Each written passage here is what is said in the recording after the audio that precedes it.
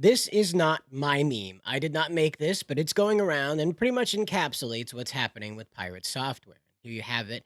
It says, I signed the Stop Killing Games initiative. Peter, that's going to kill the entire live service industry. I just told you I signed it, Thor. You don't need to convince me. And there it is. So it's going around that this might be the cure all for this. And wouldn't you know, in a much needed time where signatures were starting to lag a little bit, here comes Pewdiepie to let everybody know that it's a good idea. Floor gang, ceiling gang, chair gang, whoever we are this week, a group of 18-year-olds, 9-year-olds, depends on what we're being accused of. Anyway, he let us all know, all 110 million subscribers, that it's A-OK to get behind the Stop Killing Games initiative. And now, of course, Pirate Nation, different from Pirate Software, two different guys, wildly different philosophies on this, by the way. But Pirate Nation kind of misrepresents this. It's not 110 million European YouTube followers. There are 110 million like global cumulative followers. But those people, like you out there, if you're not a European citizen, you can still share that link. You'll find that down in the comments pinned at the end of this video, but you can still find that circulate that link, by the way. You can still find it and circulate it. That way people can get onto it if they are qualifying European citizens. I'm told by some people in the comments section that apparently some European nations, despite being part of the trade union, are not allowed to sign in on this initiative. So again, follow the link, find out if you qualify or if one of your European friends qualifies, and get to signing. So here's what PewDiePie had to say about it. He says, thank you all for the amazing support on my recent videos. I love how I can just nerd out and share whatever with you guys, share whatever he has with us. So in the comments, I've seen some of you mention stop killing games, and I want to say I 100% support this movement. It ties in perfectly with what I've talked about in my video, ownership over software and the games we buy. Strongly encourage you to sign the petition. There it is with the link. Of course, it's an image, so you can't click that, sorry, but the link will be below. Takes 30 seconds. Note, if you're outside of the EU or UK, you can't directly sign, but sharing it still helps. It doesn't matter if the subscriber count never changes. What matters is if we let the subscriber count change us. Every one of us has to find a reason to do this. You don't just climb up in front of a microphone and start spouting off your opinions because you're a YouTuber. You do it because you're driven.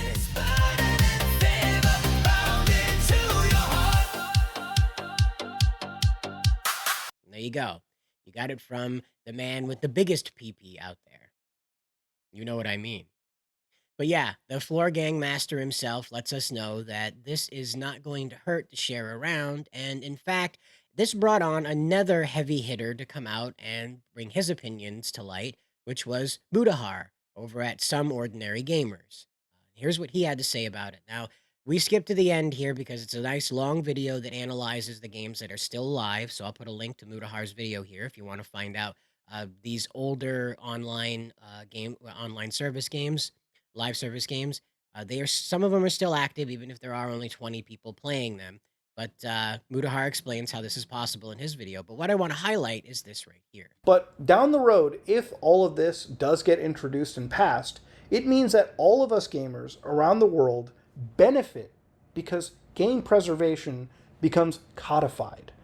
And that's what I wanted you guys to kind of get away from the particulars of the petition itself, right? I'll spit it out right. English is my first language. Anyway, this is what I wanted you guys to kind of take away from is that Pirate Software and his supporters want to get into the weeds on how the petition is worded, the emphasis on certain things that may or may not be possible for corporations to accomplish. It doesn't matter. Petitions are not law. The success of them does not mean that the wording in the petition then becomes one-to-one law. It instead forces a government body, be it a regulator, legislator, judiciary, whoever this petition is aimed at, to recognize the grievances of the people who have signed into that petition. And again, this is not going to become law. I don't care what the detractors want to tell you, the petition will not become law. Like with anything else, politicians are going to have to figure out what the hell a video game is and then decide from there if it's appropriate to just end these things abruptly or even with warning if it's appropriate to end these things. Perhaps we'll see an end to the live service industry. I don't think so. That seems a bit of an overreaction, but there are some people who do believe that corporations will simply shrink away from any challenge to the current Wild West attitude about when and where these things come to an end. But there's still more. In response to this, there's been a huge push to get more signatures on the Stop Killing Games petition. And here it is today. This is brand new 53,000. We might as well roll that up to 54,000 new signers since the last time Pirate Nation posted about this. Now, when I checked in on this a couple days ago, it was only at 60%. Now has the rest of July to go, okay? So no matter where you are in the world, you have until July 31st. I was wrong in the last video. You have until July 31st to go get your signature added to this to let history know that you'd like to stop killing games. All right? Now, as you can see, that's 80%, pretty much 81% of the way there. So even with PewDiePie pushing behind it, it looks like it's going to cross the line. So there again, I mean, it's not a detraction to have PewDiePie push it, but it's like a huge addition to the timeline. It was already set for success, but you know, you know what I mean. You know what I'm talking about. And that leads us into this meme right here. And it says, "Stop killing games one." Of course, you got the Chad European man on the phone. I'm not sure if this is a European Parliament member. I wouldn't associate Chadly behavior with anything European, but that's just me. Anyway, we were already on pace to get 1 million signatures, and then PewDiePie made a post about it. More big YouTubers are going to post about it too. It's over. We won. Bootlickers in shambles. Get absolutely effing destroyed. Of course, it uses a vernacular that YouTube doesn't like, but this then spawned a whole bunch of trouble. Let's put it that way. So, as people were going around either rubbing Pirate Software's nose in all of this or just simply, replying to everything that he was saying with a reminder about stop killing games, he decided to start hiding replies. And that never goes well when you're in this kind of controversy. I can understand when people are replying with things that are stuff you don't want associated with your brand, stuff like gore, things that involve the 1930s German military, perhaps. Stuff like that that you don't necessarily want in like your heartbound replies. But as you can see right here, none of that is present. These are just people that are registering their grievances with Pirate Software over his opinions on the Stop Killing Games situation. Now, again, he's within his right to do this. Obviously, Elon Musk allows us to hide replies if we don't want to have them seen. That's why we could still press this button and see the hidden replies. And even the ferret memes are catching it now, though. So we do detect a tad bit of sensitivity around the subject of stop killing games right now. However, I can understand that this might be something that, for whatever reason, Jason Thor feels threatened by. Well, however he comes about it, this has also been associated with review bombing his game. So again, there's a little more to it than just like, oh, I don't like this thing, I don't want to see it. There is like some malice going on now. So, might be deserved malice. I don't agree with review bombing a game, but I understand where people go to register their grievances if they can't reach him any other way.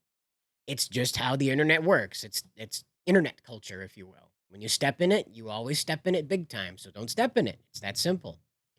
And again, this was a very simple conclusion to come to. This wasn't some big brain thing, but it has set off quite a few people. Now, I'm not really sure where this message comes from, but it is definitely pointed at supporters of Stop Killing Games. And it says, "You're going to be the single greatest threat to video games in the coming future. So all three dorks worldwide can play a game from 30 years ago on a dead server." I Again, I fail to see how this is going to harm a corporation to allow a third party to host a server. It works for Gmod. Somehow the world has continued to turn despite numerous Gmod servers, Minecraft servers, and so on and so forth. I mean, Arma servers, for God's sakes. Who's playing Arma anymore? Obviously, the people who have their private servers, but really, come on. You're going to get mad? You're going to get mad about Arma players? Come on. Come on. Ridiculous. It's absolutely ridiculous. But this meme started circulating around shortly after this, and it says, "Stop killing games." It's got Ross up there. Of course, the cast of characters involved with this as well. And it says, Hero makes a last ditch attempt to save the world with his friends. Villain betrays the hero. Public realizes that the villain is evil. Using his newfound power of friendship and public adoration, the hero comes back stronger than ever and saves the world. What's your favorite video game that does this trope? This person says, mine's Persona 5. Now, obviously, they're drawing the parallel between what happened with Ross and Pirate Software and how things just kind of I've had this since this got started about a year ago or 2 years ago, year and a half ago. Every 3 to 6 months, this flares up, and this is like the most viral cycle it's ever had. And thankfully, it's happening now because this is when it needs to happen. Okay. Now, again, to prove that this is all very legitimate and very real, here's a tidbit of information from Games Radar. By the way, this is a screenshot from Games Radar, and it says after revealing that he was ordered to destroy his copy of Fallout source code, OG lead Tim Kaine says we're losing game history because companies take authority but not responsibility for preservation. Okay? And so they're deleting source code of anything, right? Of anything. It should always be stored away because this again was the hard work of many, many people that created that. It wasn't just something that sat on a floppy disk somewhere. I'm sure some source code did, but in the case of Fallout, it was not sitting on a floppy disk somewhere. And this is very tragic because it ends up like years later they might want to do a revival and well, you can't. You can't do a remastered version because the source code's gone on it. Oh well, it's all over with. The assets are gone, all that jazz. Because they needed hard drive space, or for whatever reason, they decided that everyone involved with that didn't need to continue being credited in future iterations, so they just deleted it so they could get rid of whoever they wanted and say, oh, we don't have any evidence that that person ever worked on anything. Oh well, right? It offers the corporations the ability to rewrite history when you start deleting the source code, because the source code is a fingerprint of that time period.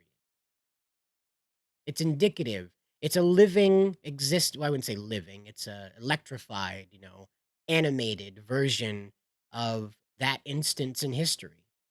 Any game that you play that was made at any particular time, in the coding and the spirit of the game captures something about that time period.